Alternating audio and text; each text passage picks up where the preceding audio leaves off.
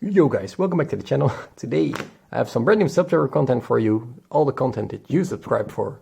And this is my Subterror deck in February 2020, post banlist, post Sky Striker deck, stuff like that. Mid spiral format, sadly.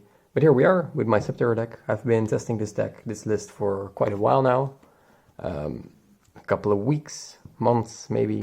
And it's a lot of fun. It's still the old Subterror, it's just a little bit different. I play 0 floodgates, which is something that I could say up front, which is subject to change, but we will talk about that later.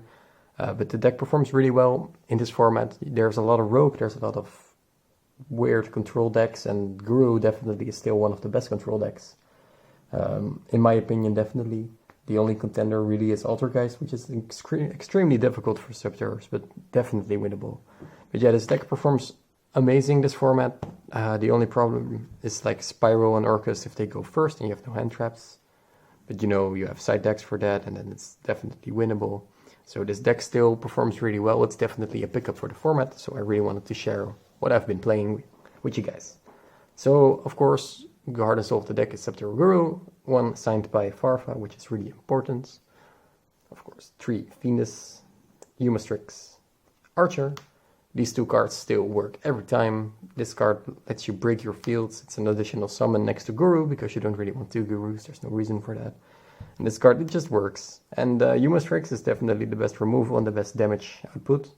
So these 2, they're pretty amazing. Then we play 3 Feet Ash, because it's the most versatile hand trap in the game at the moment. And we also play Impermanence, which will come up later, of course. But those are all the hand traps we play. 6 is a good ratio, and we need the rest, you know, for going first and stuff like that. So you can maybe up it to 9 because I have 3 flex spots, but that's up to you. Then I play 3 Hidden City, of course, and I still play the Cave Clash because the Cave Clash is the best card ever. Honestly, I love this card. It's so good. It's just good. Like, if you open it, you have like advantage because you already have a face of Subterror card. You don't waste your final battles. It's so good to just search. If you have the Guru and you negate it in your opponent's turn and you can flip it face up, you can add the Cave Clash, just attack over something, add the Fiendus back from the grave. It's so versatile, it comes up so many times, and the extra damage helps out as well.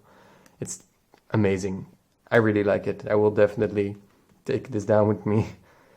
I play 3 Extravagance, just a money card right now. It's super expensive, but it is definitely needed.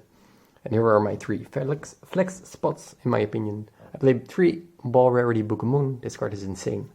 Because, you know, this format, if you're up against like Salomon Great or Spiral or anything like that, if you Book of Moon something they have, they ruin one of their monster slots, and it shuts your opponent's resources down. If they summon Magician's Soul, and you Book of Moon it, they cannot discard for the spell trap draw, which stops them a lot. Or if you Book of Moon their Quick Fix, they cannot loop it, they cannot do anything with it. This card is insane.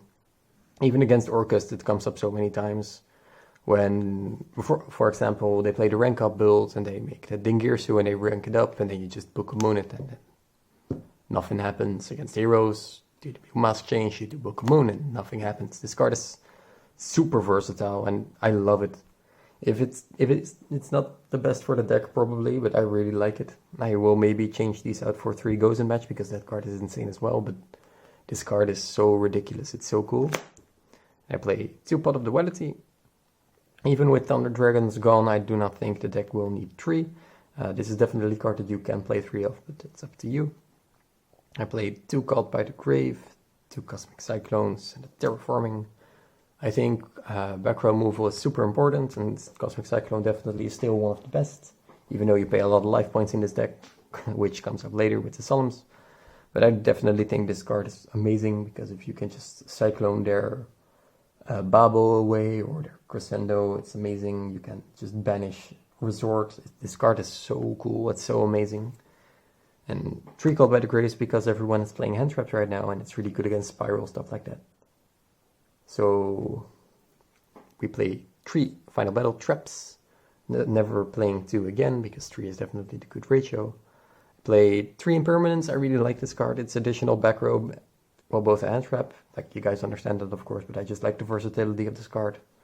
And yeah, it's just so good. It's not a monster effect, which helps as well. I played Triple Strike, Triple Judgment, No warning, because warning is just bad, and the glare is incredibly bad here. But hey, look at that. All secrets. I don't have ultis because ultis are expensive. And I didn't want to... I already had 3 ulti strike judgments, and I was like, I'm not going to buy 3 strikes, so I just sold them. Now I'm playing the secrets. These are amazing. These are the best solemns right now. 3 is definitely the ratio, because everyone will be playing lightning storms and evenlies, and they will throw it at your face, and then judgment can stop all of those, which is amazing. So this is my 40 card deck, both for consistency and toolboxiness, if that's a word. The deck just works, in my opinion. It just works. You still have your problem. You need to have the hidden city, or you need to have the guru. But once you have that, it's just so good. It's so difficult to play through that. So that was my main deck. Then I will focus on the extra deck.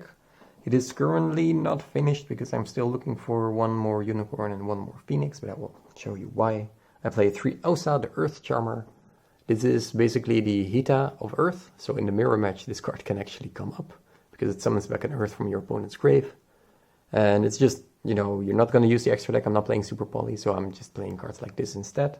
So I play 3 of those. I play 3 Hida, because you can normal summon Ash.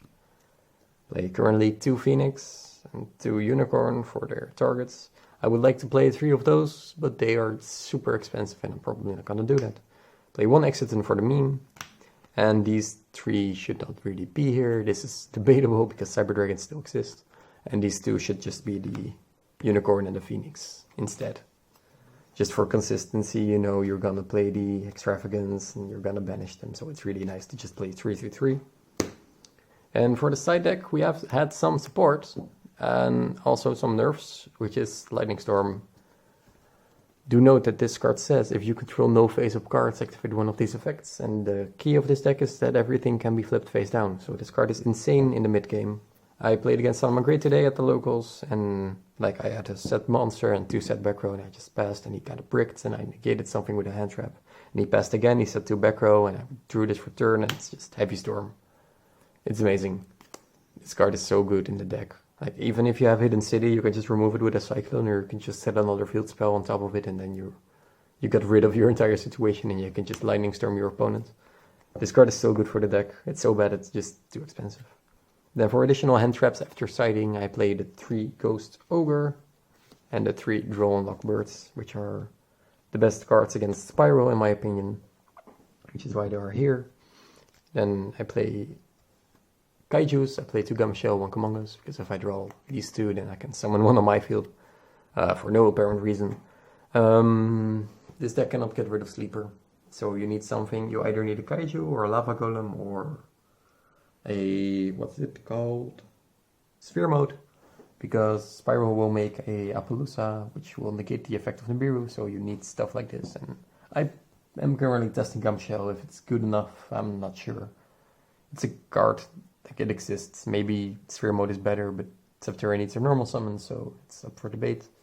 And the last card is evenly matched for control decks like Altergeist, which is why it's in. And then my camera just randomly cut out, so back at it again. So yeah, this one is for the Altergeist decks and the control decks and the mirror matches, and it's just a good blowout card. Your opponent loses all their resources, and all the other cards in their next turn, you just negate them with Venus. This card is amazing. It comes up so many times. It traps your opponent. There have been a lot of times where they let me go first, even though I thought I was going second, and I just kept this card in my hand. I didn't play anything, and they went into the battle phase, and at the end of the battle phase, I just evenly them. And they were like, oh, you can do that. And I'm like, yes, I definitely can. And then the next turn, you just come back great. So overall, I'm probably going to leave the deck like this. I will maybe test out some floodgates like Gozen Match, or maybe even there can only be 1.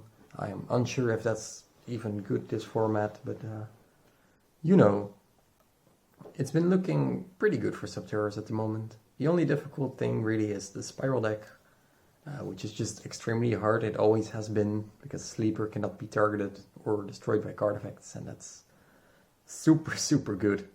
But cards like Evenly Matched and the hand traps and the main deck hand traps, they definitely work, and they definitely help out.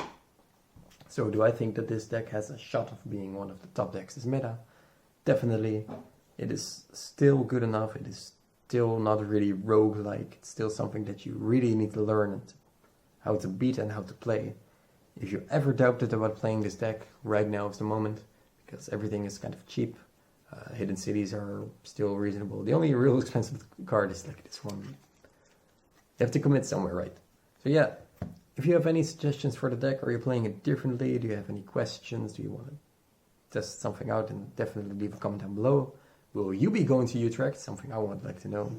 If I will be seeing you there, and what deck will you be playing? Will you be playing Subterrors? Will you be playing Cyber Dragons? Then I'll maybe delete your comment, so we'll never know. But yeah, thank you guys for watching this short video. If you have any questions, feel free to ask, and I will see you guys in the next video. Adios.